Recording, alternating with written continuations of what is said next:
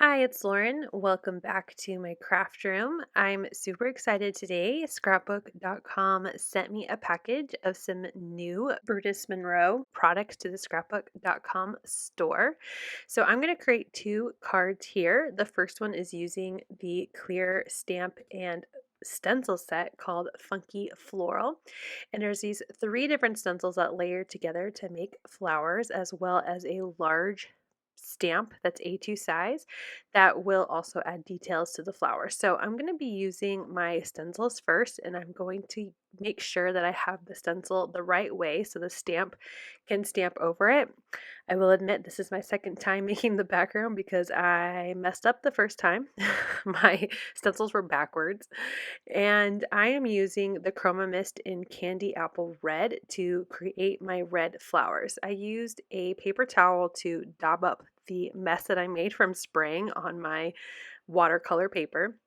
And then I'm going to start with my leaves using the Chroma Mist in yellow green, and I'm just spraying those over the holes in the stencil that creates the leaves.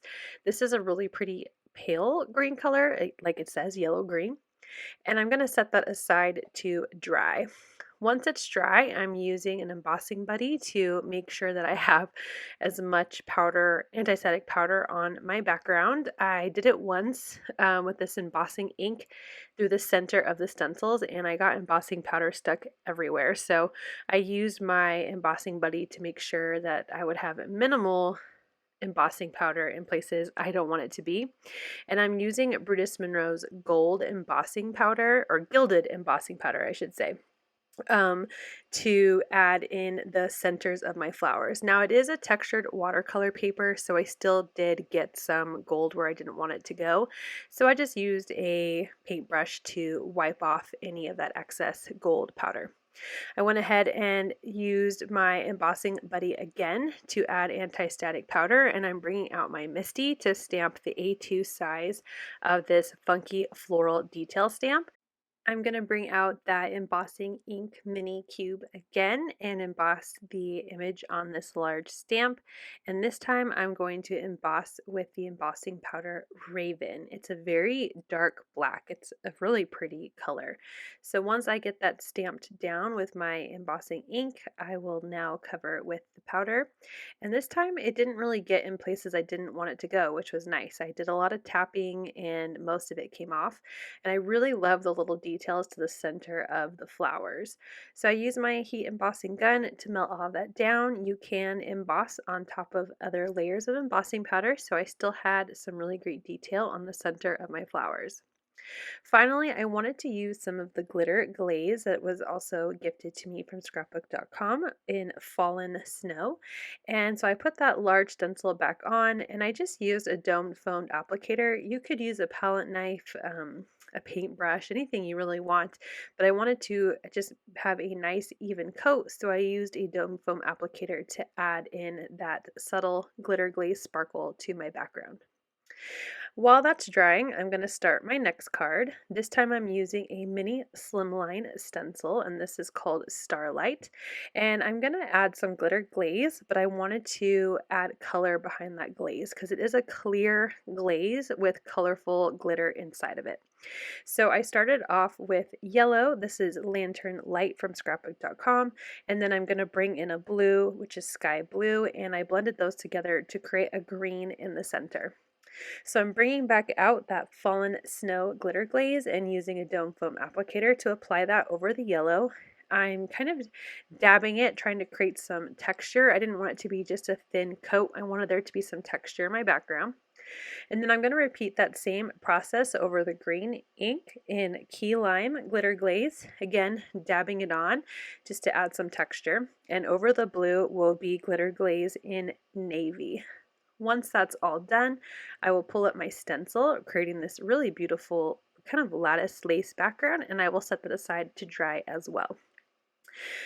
Scrapbook.com also sent me these really cute gnome stamps called Gnome, pun intended, as well as the matching dies. And I picked one of my gnomes and stamped it in the Raven Black ink from Brutus Monroe. It's a waterproof ink and it's stamped really nice. And I stamped it on some mixed media paper because I'm going to be using my Zig Clean Color brushes to see how this watercolor ink would hold up. And I didn't get any smearing. It was wonderful.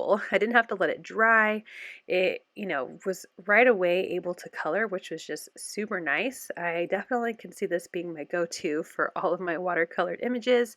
So I would definitely recommend checking out their ink. So far, I've been really impressed with their embossing as well as this Raven Black ink.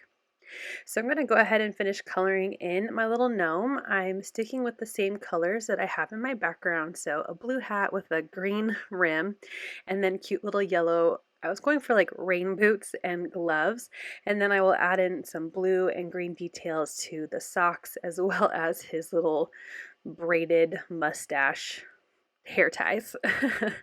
I'm going to color in his beard, and then that will wrap up coloring this cute little gnome, so I will set him aside. Finally, I die cut a couple circles. I just thought I would do some easy sentiments. I chose a sentiment from the Gnome, pun intended, that says, "Oh Gnome, I forgot your birthday," and I'm stamping it in that Raven ink. And then I chose "Hello, my friend" from the Funky Florals stamp and stencil kit or set. Once everything was dry, I trimmed down my mini Slimline stenciled background and I cut a card base. This is a 6x6 piece of cardstock folded in half to make a 3x6. I'm using my scrapbook.com double-sided adhesive roll to attach this to the card base, making sure it's nice and centered. I trimmed my design so it would have a small white border around the stenciled image. I'm using my craft glue to glue down my sentiment, and I'm going to put that in the bottom center of my card, and that way I can layer my gnome's feet in that little open spot above the sentiment. I'm going to use my foam adhesive, also from scrapbook.com, to adhere him down. And I think it's just a cute little slimline card. I love the sentiment, and again, it's called Gnome, pun intended, so all of the sentiments have cute little puns. For the background of my Funky Florals, I'm going to adhere it to a top folding A2 card. I also trim this to be slightly smaller than an A2, so I will have a white border around my background, and I adhered that using my wide foam tape from scrapbook.com. Now my sentiment, I felt like didn't really stand out against my background, so I die cut a slightly larger circle out of some black cardstock, and then I will glue these together and I will pop it up to the top center of my card. I kept everything really simple. I wanted the stencils from these different products from Brutus Monroe to really stand out, so I didn't add any extra gems or anything shiny that I normally do to my cards because I already did have shiny, like this Gilded embossing powder and the Snow Fallen glitter glaze.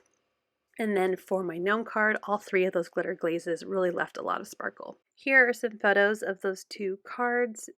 Another big thank you to scrapbook.com for providing me with these products to create these projects to share with you, and they are now available at scrapbook.com, so make sure you use the links below to head over and check them out. Thank you so much for watching. I hope you'll click like, and if you're new here, I hope you'll subscribe and come back. As always, you can find everything I use down below in the description box. Thank you and have a wonderful day. Bye!